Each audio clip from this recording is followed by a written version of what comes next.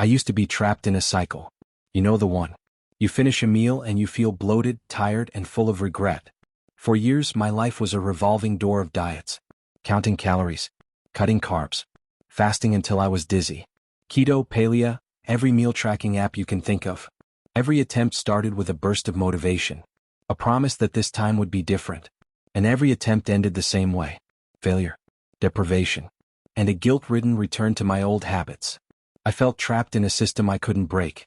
But what if I told you the solution wasn't a new diet, a new app, or a new set of rules? What if the key wasn't about what you eat, but how you eat? What if it was a simple, ancient Japanese phrase?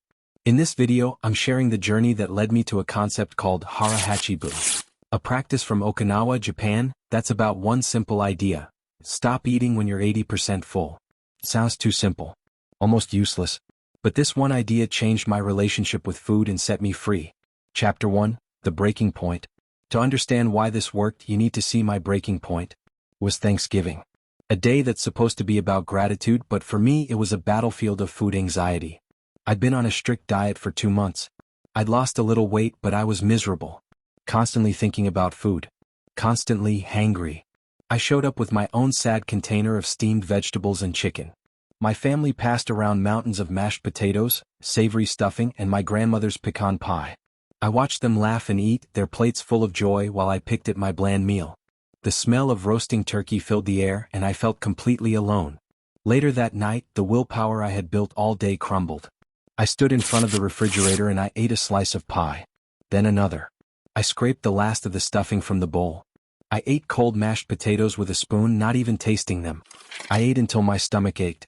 Then came the shame. It was suffocating. I felt like a failure. Why couldn't I just have control? That night, I realized the problem wasn't my willpower. The problem was the system itself. These diets were built on restriction and punishment. They taught me to see food as the enemy. Good or bad. This created a vicious cycle. Restriction led to cravings, cravings led to a binge, and the binge led to guilt, which just fueled more restriction. It was an exhausting way to live. I knew something had to change. I needed a philosophy, not another food jail. Chapter 2, The Discovery. I started reading not about diets but about lifestyles. I stumbled upon the blue zones, 5 regions where people live exceptionally long, healthy lives. And one place stood out, Okinawa, Japan. Okinawa has one of the highest concentrations of people living to 100 on the planet. They don't just live long, they live well. With remarkably low rates of heart disease, cancer, and dementia. What was their secret? Not some expensive supplement. It was a collection of simple, traditional habits. And one of them, a core philosophy of eating, caught my eye. Hara Hachi Bu. The phrase translates to eat until you are 8 parts full out of 10, or simply stop at 80%. Now, this isn't a mantra they chant before a meal. That's a different, important practice of gratitude called itadakimasu. Hara Hachi Bu is the philosophy that guides the meal itself. It's a gentle, mindful reminder to stop before you are completely stuffed. This was a radical idea. My whole life, the goal had been to be full. The Clean Plate Club was the only one I belonged to. The idea of stopping before that point was completely foreign. In the West, we eat until we feel pressure. Until we can't take another bite. The Okinawan approach is to eat until you are no longer hungry. A subtle but profound difference. It's the difference between feeling stuffed and feeling satisfied. Between feeling sluggish and feeling energized. While modern, westernized diets have caused a rise in obesity in Okinawa today, this principle is a key to the incredible health and longevity of the generations that made the region famous. This concept is a quiet rebellion against our world of supersized portions. I was skeptical, but I was also desperate. So, I dug into the science. And what I found was fascinating. Chapter 3, The Science Behind the Simplicity. Hara Hachi Bu isn't just a quaint saying, it's a life hack that works with our body's biology. The reason it works is because of a communication delay between your gut and your brain. Your body has a sophisticated system for managing hunger. As you eat, your stomach stretches and releases hormones that signal fullness to a region in your brain called the hypothalamus. The problem is, this entire process isn't instantaneous. It takes about 20 minutes for your stomach to fully process these signals and for your brain to get the "I'm full" message. This is the critical window where we get into trouble. We eat so quickly that we blow past the 80% mark long before our brain has a chance to catch up. By the time the stop signal finally arrives, we're already at 100% or 110% full. We've overeaten. Hara Hachi Bu is a behavioral trick to account for this biological lag. By choosing to stop when you think you're 80% full, you give your brain the time it needs to catch up. You'll discover that 80% was actually the perfect amount. You feel satisfied, not stuffed. This practice is also a gentle form of caloric restriction, one of the most well-documented strategies for longevity. Studies on traditional Okinawans show they averaged around 1,900 calories a day. Relevant Blue Zones knowledge. When you eat, your body creates oxidative stress, which damages cells and contributes to aging and disease. By eating slightly less, you produce fewer of these damaging free radicals, which reduces inflammation and the risk of age-related illness. Relevant Blue Zones knowledge. Research shows this can even improve the function of your immune system. It also improves digestive health. Overeating places an enormous strain on your stomach, pancreas, and liver.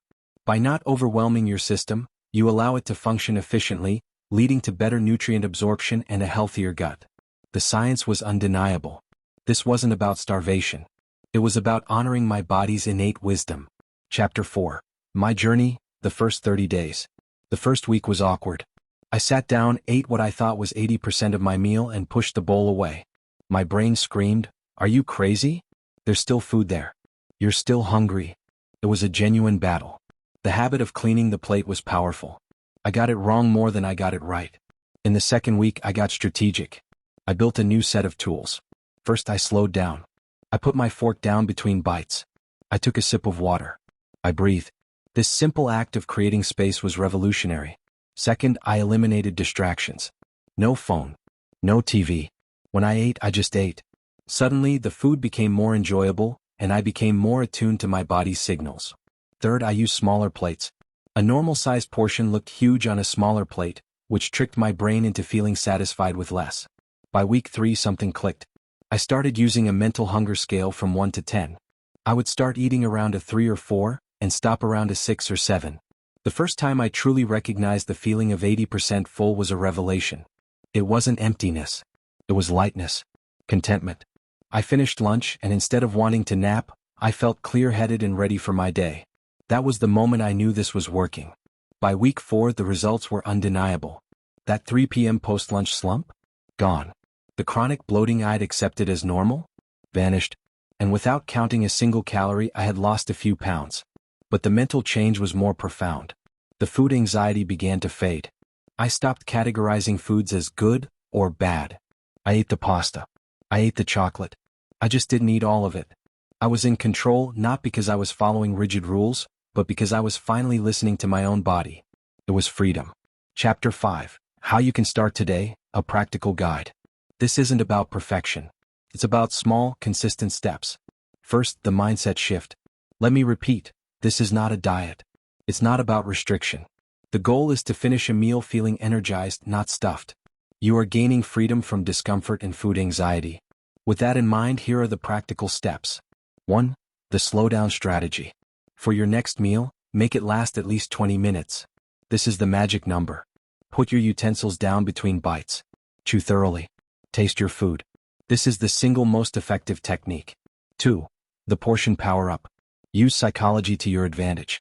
Swap your large dinner plates for smaller salad plates. When you serve yourself, take about 20% less than you normally would. Remember, you can always go back for more if you are still genuinely hungry after 20 minutes. 3. The mid-meal pause. Halfway through your meal, just stop. Put your fork down. Take a breath. Ask yourself, on a scale of 1 to 10, where is my hunger? This simple pause breaks the robotic cycle of eating and brings you back to the present moment. Finally, be kind to yourself. You will have days where you eat past 80%. That is okay. This is not a pass-fail test. It is a lifelong practice.